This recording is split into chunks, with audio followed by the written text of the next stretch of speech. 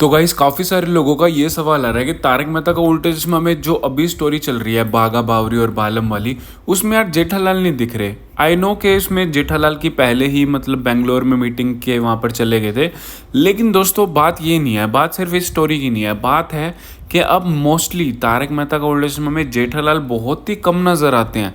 ऐसा नहीं है कि नज़र नहीं आते, बहुत ही कम नज़र आते हैं यार। अब इसके पीछे काफ़ी सारे लोग पूछ रहे हैं कि आखिर क्या रीज़न है, तो इस वीडियो में मैं अपने व्यूज़ बताने वाला हूँ। हालांकि मैं ऑलरेडी आपको बता भी चुका था, लेकिन उसके अलावा एक ऐसा रीज़न है ना भाई, मतलब आपको भी यकीन नहीं होगा, और वो मेरा पॉइंट ऑफ व्यू है। और आप में से बताना कि आप में से कितनों को सही लगता है कि वो हो सकता है जिसकी वजह से जो जेठालाल है वो शो में नज़र नहीं आते। दोस्तों काफ़ी सारी ऐसी स्टोरी में होता है कि जब जेठालाल को जो है मीटिंग पर भेज दिया जाता है। अब आई नो कि यहाँ पर स्टोरी की डिमांड हो सकती है कि जेठालाल को ना दिखाया जाए। हालांकि दोस्तों मैंने आपको ना बहुत पहले भी एक रीज़न बताया था कि अब ना जेठालाल के कैरेक्टर के ऊपर जो डिपेंडेंसी बनी हुई थी ना, उसको कम करने के लिए ऐसा किया जा रहा है। और ये बात मैंने आपको बहुत पहले बताई थी, मतलब काफ़ी साल पहले ही मैंने आपको बता दी कि जेठालाल के कैरेक्टर के ऊपर या गड़ा फैमिली के कैरेक्टर्स के ऊपर डिपेंडेंसी को कम किया जा रहा है। और अब दोस्तों आज 2026 में अगर आप देखोगे तो गड़ा फैमिली के ऊपर या जेठालाल के कैरेक्टर के ऊपर डिपेंडेंसी जो थी ना वो बिल्कुल ही ख़त्म हो चुकी है। अब आप देखोगे कि जो स्टोरी चलती हैं वो अलग अलग कैरेक्टर्स पर चलती हैं।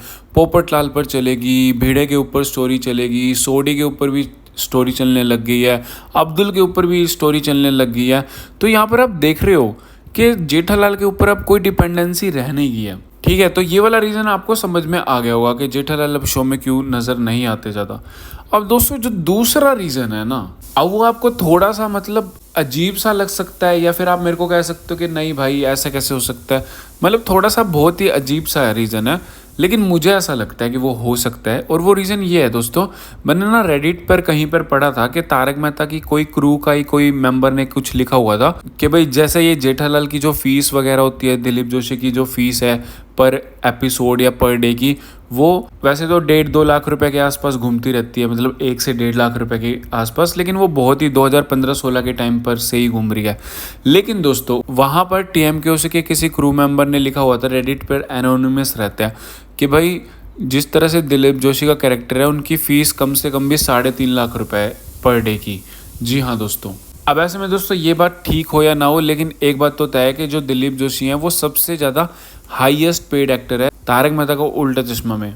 और अगर आप दोस्तों बिजनेस पॉइंट ऑफ व्यू से देखोगे तो अगर आप एक दिन दिलीप जोशी को बुलाते हो, मान लो कि आपका एक एपिसोड बनाने का खर्चा है जो है 10 लाख रुपए आता है। ये दोस्तों सिर्फ मैं एक एजम्पशन ले रहा हूँ, हो सकता है कि मैं बिल्कुल ही गलत हूँ इस पूरी बात को लेकर। ठीक है, मान लो कि एक एपिसोड बनाने को खर्चा 10 लाख रुपए आता है और मैं उसमें से 3.5 लाख रुपए तो दिलीप जोशी को ही दे रहा हूँ, तो आप सोच सकते हो कि मैं यही सोचूंगा कि दिलीप जोशी जो है वो सेट पर कम से कम दिन आए, ताकि जो मेरा एक एपिसोड बनाने की कॉस्ट है वो कम बन सके।